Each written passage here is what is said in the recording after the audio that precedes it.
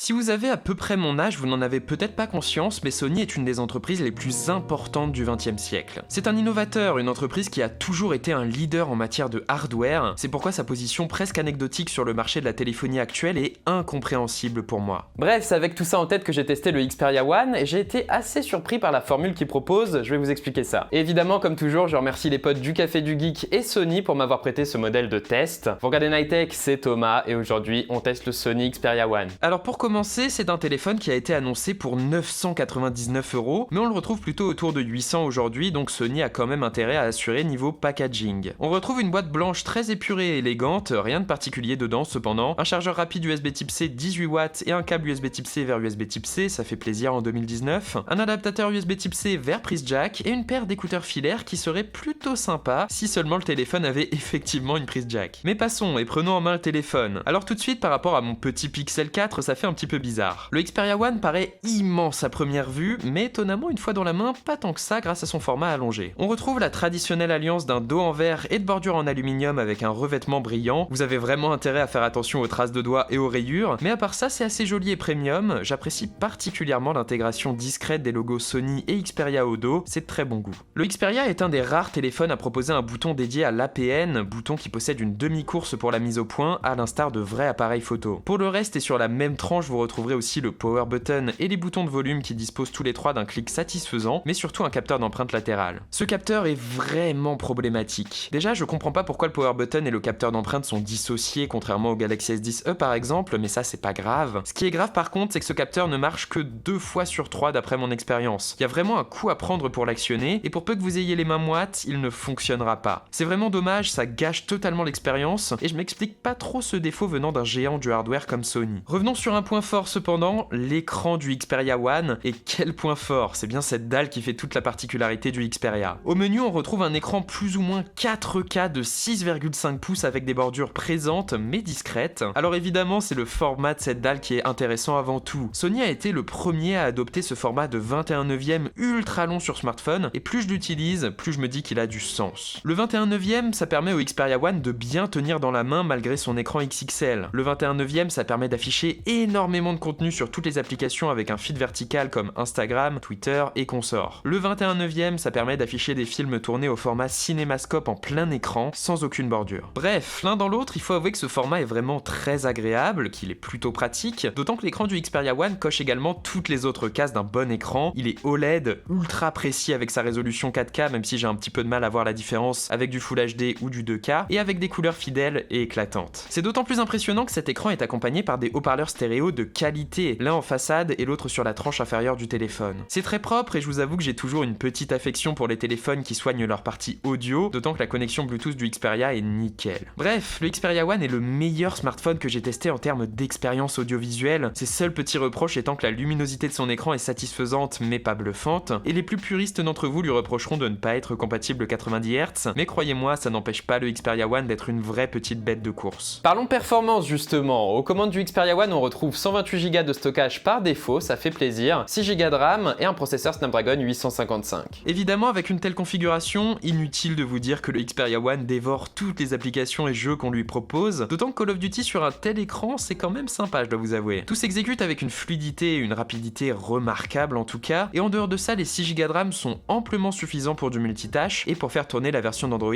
plutôt simple et épurée de Sony. Et oui, en matière de software, Sony adopte la voie de la simplicité et du respect d'Android, ce que j'apprécie personnellement, le tout en introduisant quelques fonctionnalités propriétaires intéressantes. Je retiens par exemple les efforts du Nippon en matière d'ergonomie. Vous avez accès à un mode usage à une main d'une part, mais surtout à une barre latérale de navigation bien pratique pour passer d'une application à l'autre sans utiliser ses deux mains. Mention spéciale au double appui du power button qui permet d'appeler le Google Assistant, c'est super pratique. En dehors de ça, je dois avouer que ma fonction préférée, c'est celle qui semblait sur le papier être la plus gadget, la vibration dynamique. C'est une fonction qui synchronise les vibrations du téléphone et les basses de l'audio. Alors c'est tout bête, mais vu que le Xperia One a un très bon moteur haptique, ça donne un certain degré d'immersion supérieure dans les scènes de fusillade par exemple, ce genre de truc, et c'est assez sympa au final. Bon, je me permettrai par contre quelques critiques en matière d'interface. Autant j'ai rien contre les codes graphiques de Sony, autant je trouve que leurs applications manquent de cohérence entre elles, tout en tranchant pas mal avec celles de Google. C'est pas grand chose, mais voilà, ça me dérange toujours un peu ce manque de cohérence. Niveau support, on parle ici d'Android 9 Pie accompagné par la mise à jour d'octobre 2019, donc c'est relativement à jour, mais c'est quand même un petit peu relou d'être toujours sous Android 9. 9. Mais bon, Sony a annoncé la mise à jour vers Android 10 pour décembre 2019, donc c'est pas mal, mais ça manque un petit peu de réactivité à mon goût. Avec cette version simple d'Android et un smartphone grand format, je m'attendais à une autonomie de haut vol, et bah c'est pas vraiment le cas. Avec sa batterie de 3320 mAh, le Xperia One m'a en général tenu entre 5 et 6 heures de screen on time, le tout pour une bonne journée d'utilisation. C'est pas ouf, mais ça fait assez confortablement le boulot, disons, surtout si vous utilisez les excellents modes stamina proposés par Sony. Voilà, ça fait le boulot. Mais bref, c'est bien beau tout ça, mais là où on attend un des leaders du marché des caméras, c'est bien dans la partie appareil photo. Déjà, Sony gagne des points en matière de polyvalence en incluant 3 objectifs différents, un ultra grand angle, un grand angle et un standard, le tout pour des focales de respectivement 13, 27 et 50 mm.